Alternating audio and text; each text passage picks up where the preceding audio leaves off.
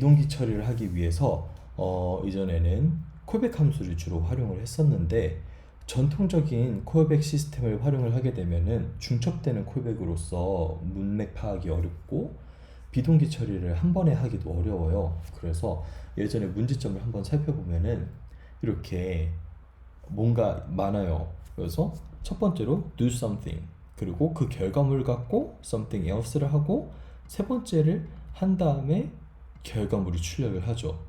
근데 벌써 어떤 값을 어디서 활용하는지 벌써 헷갈리기 시작해요. 그리고 에러가 발생한 경우에 어디서 에러가 발생했는지도 사실 파악하기가 어렵죠. 그래서 이런 식으로 콜백 함수가 중첩되다 보면은 어느 부분을 수정해야 될지 파악하기가 어렵기 때문에 가독성을 되게 나쁘게 해서 실수를 유발하는 원인이 됩니다. 그리고 콜백 방식의 비동기 처리가 가능한 되게 어려운 요소 중 하나가 뭐냐면은 콜백은 에러 핸들링이 되게 어려워요. 그래서 이 코드를 보면은 트라이 캐치를 활용을 해서 1초 뒤에 에러가 발생하게 했잖아요. 근데 이 코드를 한번 실제로 실행을 시켜 볼게요.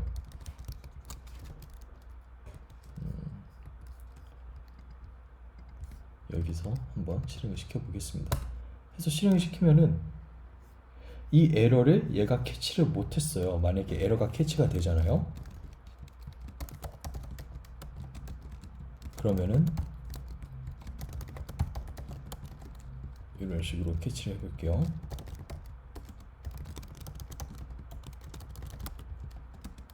이런 식으로 에러가 잡혀야 되는데, 타임아웃로 등록이 됐던, 콜백으로 등록됐던 에러 같은 경우에는 트라이 캐치로도 잡히지가 않았습니다.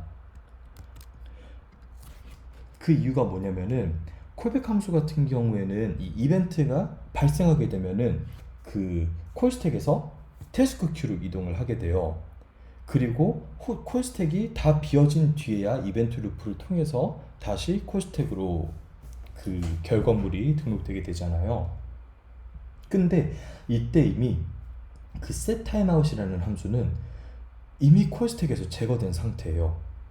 그래서 해당 함수의 캐치 블록에서 얘가 이 set timeout이라는 함수가 실행되는 동안 발생한 에러를 캐치를 해야 되는데, 얘가 처리가 되는 그 1초라는 시간 동안에 이미 set timeout은 실행이 되고 콜스택에서 내려가 버렸기 때문에 얘를 위한 이 트라이 캐치도 같이 제거가 돼 버리는 거죠. 그래서 콜백으로 사용을 하게 되면은 이 에러도 캐치를 할 수 없게 됩니다. 그래서 이러한 콜백 헬이라든지 이 에러 핸들링을 좀 더 쉽게 해주기 위해서 만들어진 게 바로 프로미스예요. 프로미스는 프로미스 생성자 함수를 활용해서 그 인스턴스를 만들어서 사용하게 되는데, 이 인스턴스는 비동기 작업을 수행할 콜백 함수랑, 그 콜백 함수는 그 결과물이랑 에러가 발생했을 때 처리하는 리졸브, 그리고 리졸브랑 리젝트라는 객체를 각각 인자로 전달받아 오게 됩니다. 그래서 만약에 요 프로미스 내부에서 비동기 작업을 실행을 하고 작업이 성공하면은 요 리졸브 메소드에다가 그 결과물을 담아서 반환을 해주면 되고, 에러가 발생했다면은 요 리젝트 메소드에다가 이렇게 에러를 담아서 반환해주면 되는 거죠. 그래서 프로미스 같은 경우에는 인스턴스가 처리한 비동기 작업의 처리 상태에 따라서 최초 시작 시 펜딩으로 시작되고, 이게 잘 처리가 되면은 풀필이 되고, 만약에 실패하면은 리젝트가 됩니다. 그리고 얘가 다 처리가 돼서 끝나게 되면은 이제 셋러드로 상태가 등록이 되게 되는 거죠. 그래서 요 요소들은 보면은 말 그대로 펜딩은 아직 수행되지 않은 상태다. 따라서 뭐 리졸브나 리젝트가 아직 호출되지 않았다. 그리고 풀필들은 리졸브가 호출된 거고, 리젝트는 리젝트 함수가 호출된 상태인 거죠. 이거를 제가 두 개를 넣어놨네요.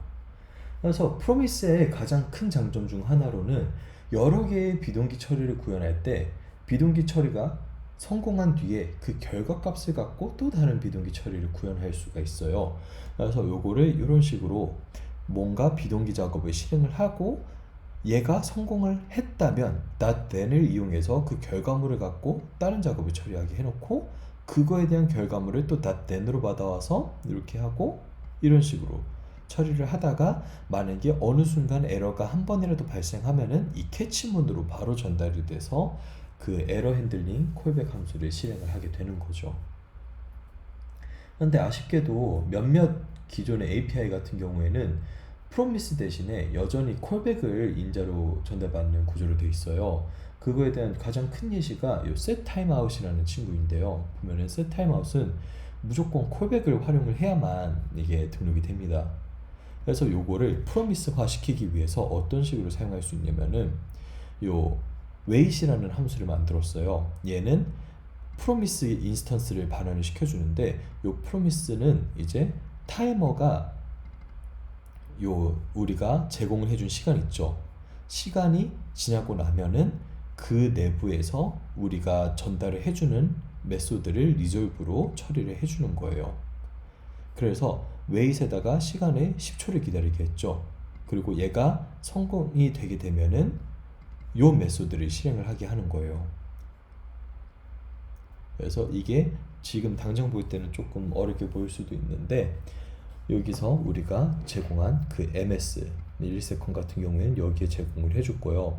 얘는 우리 그 인자값을 우리가 등록을 안 해줬잖아요. 이 경우에는 자연스럽게 콜백으로 받아오는 요 기능이 그렇게 콜백으로 사용이 되게 됩니다. 그래서 얘는 10초를 기다린 다음에 이 친구를 실행을 하게 되고 에러가 발생하면은 캐치로 이런 식으로 할 수 있게 돼서 네, 기존에 있는 API를 이런 식으로 프로미스화 시킬 수가 있고요. 또 프로미스의 정적 메서드인 이 promise.all도 있고 뭐 아니죠. 네, 프로미스에서 이제 제공해주는 친구들이 그 리졸브랑 리젝트가 있었잖아요. 얘네들은 이미 존재하는 값을 그 프로미스로 감싸줘서 새로운 프로미스를 만들어줘요. 그리고 여러 개의 비동기 작업을 뭐 순차적으로 실행을 하거나 동시다발적으로 실행을 하기 위해서는 이런 식으로 코드 구현을 할 수 있습니다. 그래서 프로미스 같은 경우에는 promise.all이라는 친구가 있는데 얘는 요 내부에 어레이로 전달한 프로미스 있잖아요. 그것들을 동시에 실행을 시켜요. 그런 다음에 실행이 완료가 되면은 그 순간 이제 사용을 할 수 있게끔 이런 식으로 가져오게 해서 처리를 해주게 됩니다.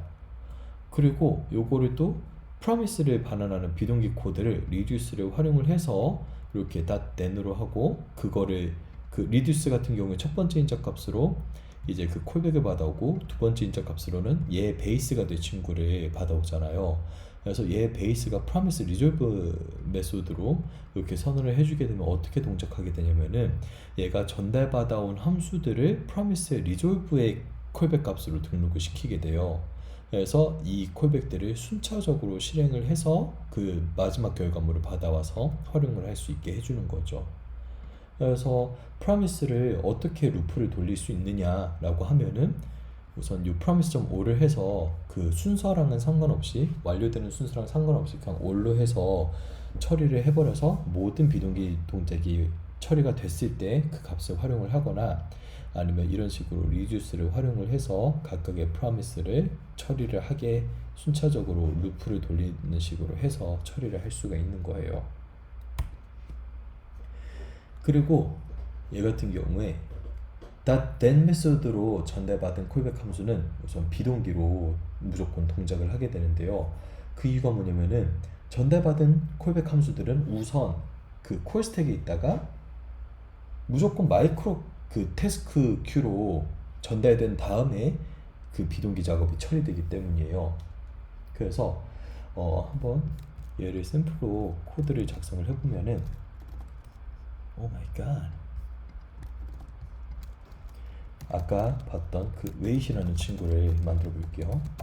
그래서 new promise에다가 얘는 resolve가 있고 resolve의 set timeout으로 res 값이랑 microsecond 값을 이렇게 전달을 해줍니다. 그리고 wait를 시켜놓고 그럼 얘가 then을 반환할 거잖아요. 이렇게 promise를. 그래서 이 반환된 promise를 가지고 얘에다가 콜백으로 저희가 console log 숫자 4를 이렇게 출력하게 해볼게요. 이런 식으로. 그럼 promise가 끝난 뒤에 요 4라는 친구를 하게 되는데 100초를 넣어두면은 100초는 티도 안 나네요. 2000ms를 넣어두면 2초 뒤에 이렇게 출력이 되는 걸 볼 수 있죠. 그래서 이 상태에서 여러 개의 promise들을 만들어 볼게요. 얘가 아마 잘려서 안 보일 것 같은데, 네. 여기서 콘솔 로그 2를 출력을 하는 친구가 하나가 있고 또 3을 출력하는 친구가 하나 있습니다. 그리고 1을 출력하는 친구가 있고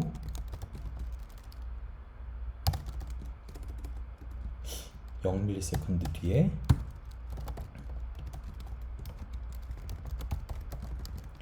이렇게 4를 출력시키는 친구를 이렇게 둘게요. 해서 보면은 0초를 기다린 다음에 4를 출력을 시키고, 얘는 promise가 끝나면은 2를 출력시킨 다음에 3을 출력시키겠고, 얘는 그냥 일반 콜스택으로 1이 출력되게 했잖아요. 이렇게 되면 어떤 순서로 실행되게 되냐면 이렇게 1, 2, 3, 4가 출력이 되는 걸 볼 수가 있어요. 그 이유가 뭐냐면은 여기 있는 콘솔 로그 같은 경우에는 그냥 무조건 콜스택에 등록되자마자 실행이 됩니다. 그 다음에 promise 같은 경우에는 얘는 지금 우리가 바로 리졸브를 시켰잖아요. 그래서 얘보다 더 늦게 등록이 되었지만도 얘는 그래도 0초라는 시간을 기다린 다음에 처리를 하라고 해서 얘는 웹 API에서 마이크로 태스크로 옮겨진 다음에 작업 처리를 한 다음에 콜스택으로 옮겨지게 돼요. 그에 비해서 얘는 바로 리졸브를 시켜버렸기 때문에 마이크로 태스크에 이미 완료된 상태로 그냥 등록이 돼서 얘네들이 먼저 출력이 되게 되는 거죠. 그래서 네, 똑같이 0초를 기다리고 얘는 아예 기다리지도 않게 했지만 무조건 그냥 콜스택에서 바로 처리해버리니까 일바로 출력이 되고, 그 다음에는 그 태스크 큐에서 처리하는 순서에 따라서 이렇게 출력이 되는 걸 볼 수가 있습니다.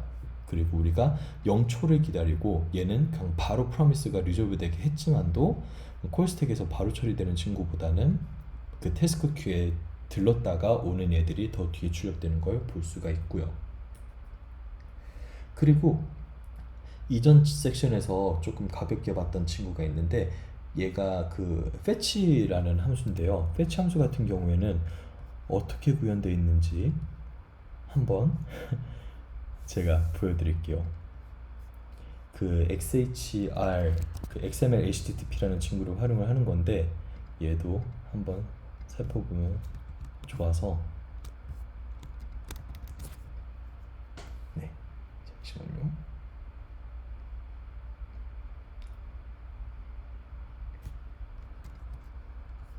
어디까지지? 여기까지구나.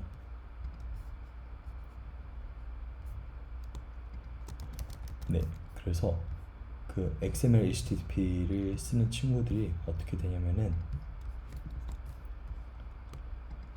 얘를 지우고 여기에 작성을 하겠습니다. 그래서 보면은 우선 그 fetch라는 친구가 우리가 이전에 봤던 그 XML HTTP 리퀘스트 있잖아요. 얘를 promise로 감싸서 전달을 해줘요. 그래서 fetch 이전에는 그 jQuery 같은 경우에는 AJAX 요청을 위해서 요 XHR을 직접 활용을 해서 사용을 해야 됐었어요.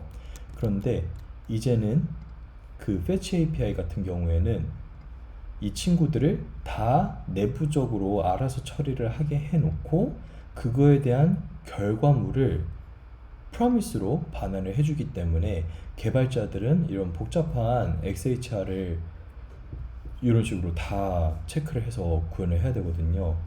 이런 거를 신경 쓸 필요도 없이 그냥 fetch를 활용해서 그 fetch의 결과물로 닷된을 활용을 하는 식으로 사용을 할 수 있게 제공을 해주죠. 그래서 이거를 사용을 한 결과물을 보면은 이런 식으로 fetch에다가 그 URL을 넣어 놓으면은 얘가 반환을 해주는 친구가 결국 promise이기 때문에 그 promise에다가 .den을 붙여갖고 그 결과물을 이런 식으로 꺼낼 수 있는 거죠. 그리고 Axios 같은 경우에도 똑같이 그 fetch API처럼 promise를 활용을 하기 때문에 Axios로 뭔가 이래저래 요청을 보내고 그거에 대한 결과물을 .den 그리고 .catch로 에러 핸들링까지 이런 식으로 처리할 수가 있습니다. 그래서 이런 식으로 이제 promise를 기존에 사용하던 그 AJAX는 많이 사라지게 되고 이제 다 promise 기반의 네트워크 요청을 사용하게 된다는 걸 알 수 있습니다.